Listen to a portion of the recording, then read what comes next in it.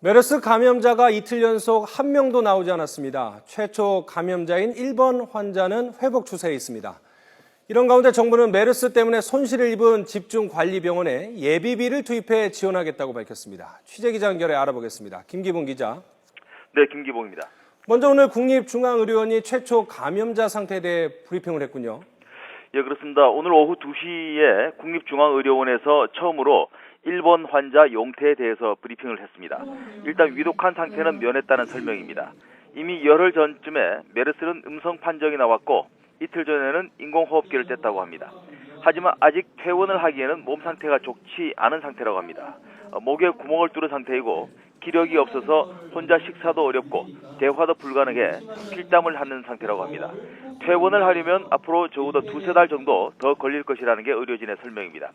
어쨌든 메르스 바이러스에는 음성이 나왔기 때문에 지금까지 있었던 음압병실에서 오늘 일반 병실로 옮긴다고 합니다.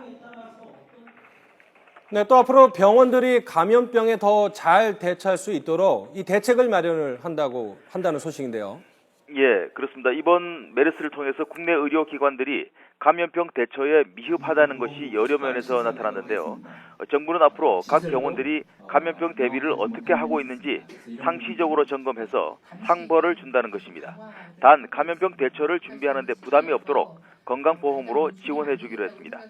값비싼 음압병실 설치와 유지에 드는 비용을 건강보험 수가에 포함시키기로 했고 감염병에 취약한 일반 병실 구조를 변경하는 것도 건강보험 수가에 넣는다는 것입니다.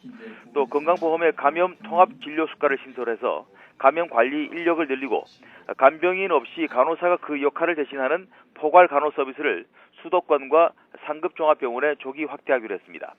아울러 이번 메르스 진료와 일반 환자 차단으로 인해 발생한 병원의 손실에 대해서는 예비비 160억 원을 투입해서 보전해 주겠다고 밝혔습니다. 다만 감염 확산에 병원의 책임의 정도를 따져서 그 부분은 빼고 지원하겠다고 했기 때문에 실제로 어떻게 집행되는지는 지켜봐야 할 것 같습니다. 자, 이틀째 확진자가 한 명도 나오지 않았는데 이제는 진정세에 접어들었다 이렇게 볼 수 있을까요?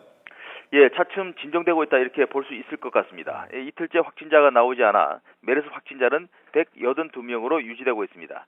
사망자도 추가로 나오지 않아서 32명 그대로인데요. 퇴원자는 어제 2명이 더 늘어 모두 93명이 됐습니다. 따라서 삼성 서울병원에서의 2차 유행은 확연히 사그라들었다고 볼 수 있습니다.